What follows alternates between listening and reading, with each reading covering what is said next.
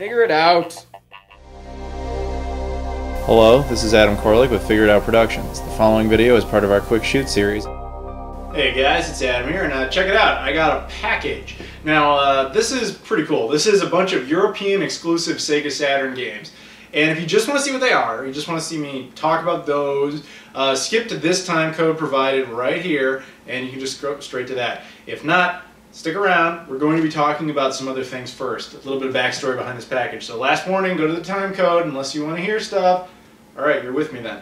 Okay, so this package came from Germany. It originates back in early September. I got a message from a guy named Stefan, I'm pretty sure that's how you pronounce it, a dude who lives in Germany. He contacts me and he says, hey, I saw your trip, your videos from when you went to the UK and to Portugal, and you were looking for exclusive Sega Saturn games, which is true. I kept waving around this piece of paper in that video. There are 32 exclusive Sega Saturn games, or at least games that came out there that did not come out over here. And of course, you know, being the collector that I am, I would like to get them all. So he told me, like, I have one that you didn't appear to have based on your videos, and I don't want it. So if you want it, you can have it. And I was like, are you sure? He's like, absolutely. I'm never going to play this. And I was like, well, thank you. Sure, I'll take it. And then he said, you know what? Check it out. If you want, I can like hunt around for the other ones. If you send me a list, I can look and see if I can find some of the other exclusive games, maybe in stores or on eBay, etc. And it would be much easier for me to do it than it would be for you because, you know, I'm in Germany. And I was like, if you want to do that, that'd be great. So he said, sure. And so this is what he said, so don't get mad at me. He said, Germans are incredibly cheap people. I will be able to get this for way less money than you would be able to do. And true to his word, he did do that. He managed to hunt down a bunch of these games. I don't know exactly how he did it. I know in a lot of cases it was through eBay, and he would actually contact sellers and be like, I'm not paying that, I'll pay this, and you make them agree, you know, that kind of thing. So more power to you, because he definitely saved me a lot of money hunting down a bunch of these games. So it all was fine and good, and by the end of the month, the end of September, we had settled on what we were going to do. We decided, all right, that's all we need to get for now. Maybe we'll do this again. And so why don't you just go ahead and ship it out? And he told me what I owed him, and I said no problem, and I paid him. And so this was actually shipped out on October 2nd, 2014. If you're seeing this on the day it came out, this video was posted on November 7th, 2014. So what the hell? Basically, this package was supposed to arrive, apparently, no later than October 8th. So what happened, as far as I can tell, is he shipped it through DHL. Now, DHL I've never had any issues with, but as far as I can tell from the tracking number, it bounced around in Germany a lot for no apparent reason. And then it was last known location was in Frankfurt, which we would think of as like the Cleveland of Germany. But yeah, so it was there, and then at that point it was turned over to the United States Postal Service. And I don't know why, because DHL operates within the US. But anyway, regardless, it was turned over to the USPS. And at that time, I was given a new tracking number for the USPS system. And on the USPS website, what it said was it's in pre-shipment. Now, pre-shipment, if you're not aware, the United States Postal Service has a couple of... Here's a tip for you, because I think a lot of people order stuff online through the USPS, every once in a while through eBay. Here's some tips if you're ever trying to keep track of your packages. Pre-shipment means their system has just become aware, has created the code and associates it with some kind of package. Acceptance means that they have that package and the number that associated with it, you know, they found both, they've got it. Transit means they've actually moved it from where it was originated to some other sorting facility. And then that sticks with all the way until the point of delivery, and then the last step is delivered. The only other two you might ever see is alert if they screwed up and they sent it to the wrong place and they're trying to fix it, or failure, which means obviously they lost it and they don't know what the hell happened to it. So those are really your options. So after 3 weeks, my package was still in pre-shipment, which meant they didn't really know where it was. They didn't even officially claim they had it. So I was getting kind of worried. After 2 weeks, what I did was I called up the USPS and I said, like, which was hard, by the way. If you ever have to call the USPS, I really do feel bad for you because that is a pain in the ass, even getting a person on the line. So I talked to a human being. I said, like, hey, here's my situation. Package came in from Germany, and where is it? You know, here's my tracking number. If at all possible, my goal in calling you is to say, like, I do exist. If you lost the address or whatever, I want to give you that information so that you can get it to me. But you have to remember, you're talking to someone in a call center. You're not talking to someone who's in an actual sorting facility being, oh, shit, I'm glad you called. It's right here. You know, like, that's not going to be the case. So I just was calling to either get information or try to provide information. And the U.S. postal worker just goes, oh, all right, what's the tracking number? And I give it to him, and he's like, oh, your package is in pre-shipment. Is there anything else I can help you with today? I was like, yeah, I told you it was in pre-shipment. I know that. I'm trying to facilitate a change. You know, I want it to not be in pre-shipment. I wanted to move to the next step. And he was like, oh, I'm not sure what to tell you there. I'll transfer you. I was like, okay.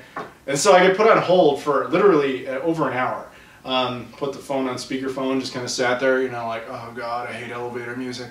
And eventually a woman picks up, and I get on the phone with her, and she was substantially more knowledgeable about this kind of thing. She worked in their international department, and that's probably why. What she told me was that what was most likely the problem is that it was probably not still in Frankfurt. It was probably within the U.S., and once it got here, what they're supposed to do is scan it to acknowledge its arrival, but they never did that. And what probably had happened is it just kind of got put into a warehouse somewhere by mistake and just kind of sat there, because without ever being scanned, it doesn't get sorted, it doesn't get any kind of priority, it just kind of sits there until somebody just goes, what the fuck is that? Let's go take a look at that. Oh shit, we were supposed to mail this a month ago. You know, like, until that happens, the package doesn't move. At least that's what she figured happened. So I said to her, like, what are the odds that this package ever arrives? And she goes, yeah, pretty good. Well, I'm like, yeah, that's confidence. That's like really the way she said it too. Like, yeah, it's pretty good. I would, yeah, okay, pretty good. Which is not confident at all. She didn't think it would show up. But what she said was, she's like, the only thing you can really do to kind of facilitate this is that you should contact Stefan again, and he should contact DHL and file like a very specific report that she told me about. And what will happen at that point is DHL will have, you know, the last known location, it'll have the flight number it was on, it'll have, you know, what it looks like, etc. Forward that to, you know, the U.S. postal system, and they will be like, in case they find, like, we have this big PlayStation 3 box, we don't know what the hell we're supposed to do with it, where's it going, because we won't actually just fucking scan it. Oh shit, that's supposed to be delivered. That's supposed to like click and make them realize, oh shit, that's mail, we should put that somewhere. So whatever. He did do that, and then maybe that worked, I really don't know, because like 4 or 5 days later, their status did update to transit. Basically at that point they found it in a warehouse in New Jersey, and then the next day it made its way out here, and then later it was delivered. So it did arrive, and I don't mean to sound like ungrateful to the Postal Service. I mean, that's gotta suck. That's an intense job, you know, to have to be responsible for all these parcels. It's just kind of like, wow, why did that take so long? Like, really? It was just sitting there in a warehouse? Whatever. Doesn't matter. It's here. And I'm glad, because it's going to contain some pretty cool stuff. Now, as you notice, this was sent in a PS3 box, and I feel kind of bad about that. This is a fat PS3 box. You can barely tell, I'm sure, with all this stuff on it, but it's a 40 gigabyte model, the European version, obviously. And yeah, I feel bad. The reason I feel bad is I like to collect console boxes, and don't get me wrong, I don't like go out of my way to find console boxes. But my consoles, when they come with them, I keep the box. I don't toss them away. This one, I'm not going to keep this box. It's, as you can see, it's got tape all over it. It's even worse on the back. It's beaten up in shipping, etc., etc. So, yeah, I'm gonna have to cut through it. I'm gonna toss it away. I'm sorry, but that's just how it is. So, without further ado, why don't I just go ahead and open this up, and we'll take a look at the contents within. Sorry about the cut there. This was just proving impossible to open without a lot of fucking around. So it doesn't matter. I got all the tape off, so let's go ahead and see what's inside. So rip it up like that. And inside, like this, and we can see we got some candy here. Actually, all right, funny thing about the candy is he told me right at the end, like the way the packages work is that they work based on a certain weight class. So if you keep within the confines of a certain Well, here it would be pounds, but over there it's kilograms. If you keep within a certain bracket, then shipping is within a flat rate. But if you exceed that, you go to the next bracket. So that's part of the reason we stopped when we did. But he said there was enough free space that he could actually throw some candy in there. So he said he would do that. So I'll show what I find here. This is, I'm not going to be able to read any of this. It's in German. I don't, other than Volkswagen, you know, like I can't say any words in German. So, yeah, sorry about that. Again, I'm an American. We don't know other languages. Edel marzipan. I'm going to try. I'll offend every single person from that culture, and I do apologize for that, but I am going to try. Don't I get any credit for trying? Edel marzipan. Gefulte halbiter skol. Never mind. I don't. It looks like some kind of nut cookie chocolate type of thing. It looks pretty good. Weiss plus crisp. It looks like white chocolate with like cornflakes. Well, okay. I'm sure that says yogurt, but. And I know it doesn't say Joghurt, okay? I'm not that American. Alright, inside. Looks like we have more. He's got Mambas. We actually have these here, although they're not very common. I don't see them that often. Okay. Wow, he had a lot more chocolate. And he used the PlayStation 3 bag. Okay. Toffees. That's pretty cool. We have a Kinder bar, Kinder Chocolat. I'm sure it says chocolate, okay? I know I could figure that one out, but it's probably pronounced differently. It's got like, it says, I'm guessing it says milk chocolate, but it's like, yeah, it's whatever. And he included Milka Bars. Okay, I'm gonna go off on a little bit of a side bit here. Milka Bars, there's one, there's another. And there's another. This is an Oreo one. Okay, so I know this isn't about video games at all, but fucking Milka Bars are, to all my fellow Americans and to Canadians who have never experienced a Milka Bar. Actually, they don't have them in the UK either. When I was there, I never found one. So if you're in the UK, maybe Australia, I doubt you guys have them. The US, Canada, this is the best fucking chocolate bar that you can buy like commercially. One that isn't like super expensive. You know, the over the counter, you find them in every type of grocery store type of chocolate bar. The best is the fucking Milka Bar. Originally, this is where unfortunately I'm probably going to upset a couple of Europeans when I do say this, but this was originally based, I believe, in Germany, and is kind of like the definitive, yeah, this is the European chocolate bar. However, Milka was actually bought out by Kraft Foods. Now, Kraft Foods is an American company, and at some point they decided they wanted the Milka Bars. And the interesting thing about that is that they apparently made, I'm guessing based on what I've read, there's not a whole lot of information on this, but they made some sort of deal with Hershey. And Hershey agreed they would never try to really widely release Hershey stuff in Europe if, you know, basically Milka stayed out of North America. I don't know if that applies to like Australia or anything, but and I also don't know if that applies to the UK, but specifically the mainland Europe and like the US and Canada, that was, as far as I can tell, what the deal they made. But even when Kraft took it over, they decided, okay, you know, we're still going to honor that deal. But Kraft decided to apparently shut down a lot of the European plants.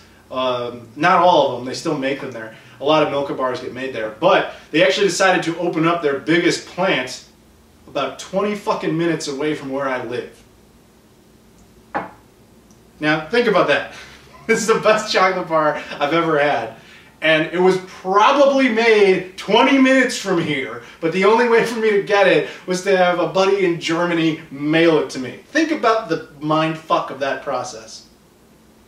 The only chain in the United States, anyway, that I know that sells these things is one called World Market. It's not like a super common store, but they import all sorts of things, and they do have import foods, and one of them they do have is Milka Bars, but they just don't have that wide of a selection. In this case, I got a fucking Oreo bar, the cream one. This is retardedly good. Like, just, I gotta sit down, this is so good.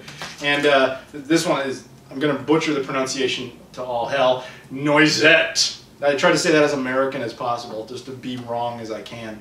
This is essentially a hazelnut one, and it's just like, it's like eating a solid form of Nutella. ridiculous how good it is. I know this isn't about candy. I'm sorry. Let's move on. So inside we have the little PS3 protector things and another bag of chocolate I just discovered. So I guess we're not quite moving on. Let's see what else we've got here. We got Caribou Tropic fruits, like a gummy candy that unfortunately has hardened because of how long this package was stuck. Fuck you, Postal Service. We have Bros Bonbos. I don't know. It just looks like some sort of, I can't tell if it's like a gum or what this is exactly. I'll try it. I'm sure it'll be great. And looks like some sort of almonds, but I'm not sure. They're like covered in something. It might be like chocolate almonds or coffee almonds or something like that. It looks good, whatever it is. So lots of candy for me to gain weight and get like man titties, like bigger ones. You know, I need a nice D cup or something. You know, that'll help me with that. But anyway, now that we're past all that disgusting imagery, let's get on to what you guys wanted to see, the Sega Saturn games, or hopefully you wanted to see the Sega if you're still watching. Here we got it in like little batches here. So why don't I try to get all these out? Actually, I'll just do it in pieces. Why not? So this one, this first batch here is Lemmings, Virtual Golf, Chaos Control.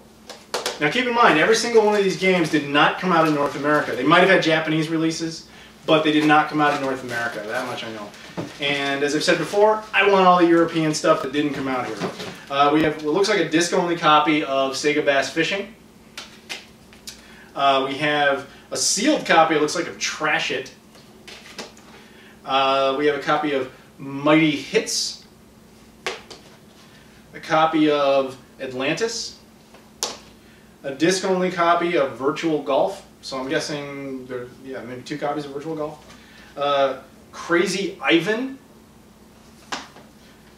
Sea Bass Fishing. So this is the full copy, and then there's a disc-only copy. Foam things. Then we have, let's see, here's the last batch here. We have a disc-only copy of Parodius.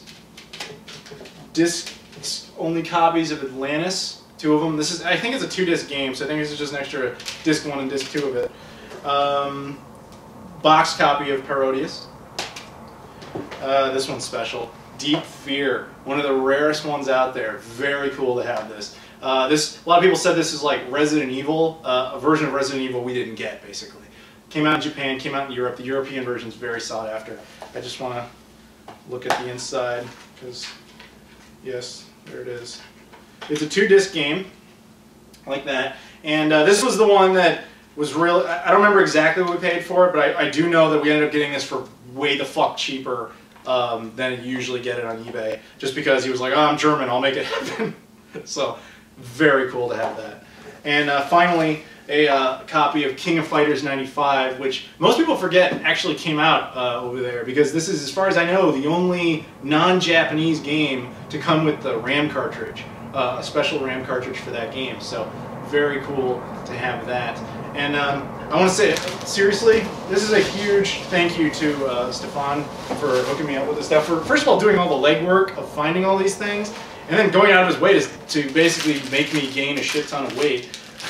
Thank you for that. Sea Bass Fishing, by the way, was the one he wanted to give me for free. This is what he had, and he said, oh, you can just have this. I hope you guys enjoyed this unboxing. I wanted this to be part of Playload last month, but obviously that couldn't pan out. So I felt it was just nice to have this as its own separate video, just so you guys could take your time and really like see all this cool shit, because I think it was a lot of cool shit. Just noticed that these are not actually these are not actually extra copies. What he had done is some of the games did not fit that well because the European Sega Saturn cases suck.